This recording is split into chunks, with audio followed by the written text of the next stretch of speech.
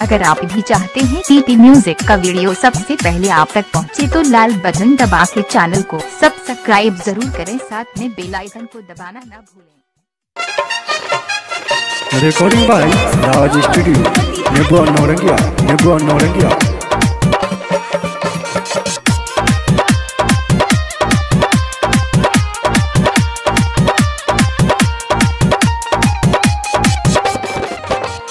दिनावा में सखी मोर यार करे, दिनावा में सखी मोर यार करे, राती में भाता, राती में भाता। दिनावा में सखी मोर यार करे, दिनावा में सखी मोर यार करे, राती में भाता, राती में भाता, राती में भातार चार बार करे, राती में भातार बार बार करे, राती में भातार चार बार करे, राती में भातार बार बार करे।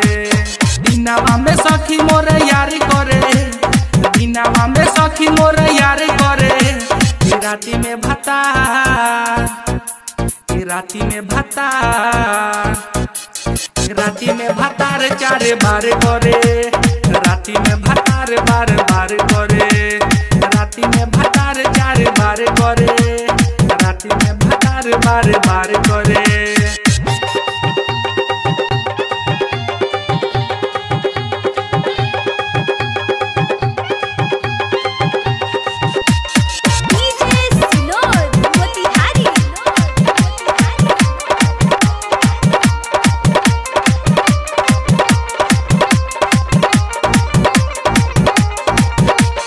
रोजे रोजे यारा मोरा दिने में करेला, राती में भातार सखी वही में रहेला।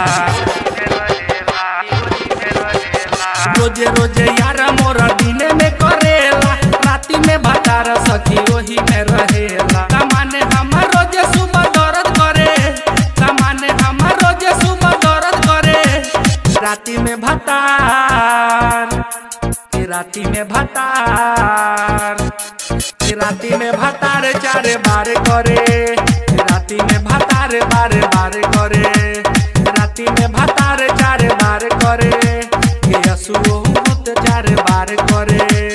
दिनावा में सखी मोर यार करे, दिनावा में सखी मोर यार करे, राती में भातार चार बार करे, राती में भातार बार बार करे, राती में भातार चार बार करे, राती में भातार बार बार करे।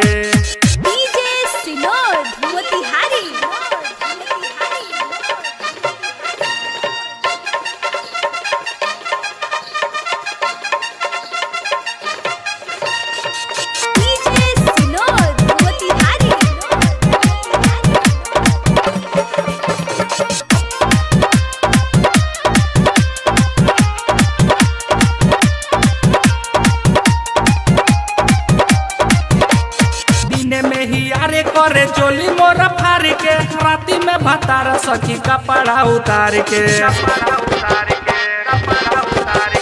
दिने में ही यारे करे चोली मोरा फार के, राती में भातार सखी कपड़ा उतार के। यारवे से सटल रही मन करे, यारवे से सटल रही मन करे, राती में भातार, राती में भातार, राती में भातार चार बार करे, राती में भातार बार बार करे, राती में भातार चार बार करे, राती में भातार बार बार करे।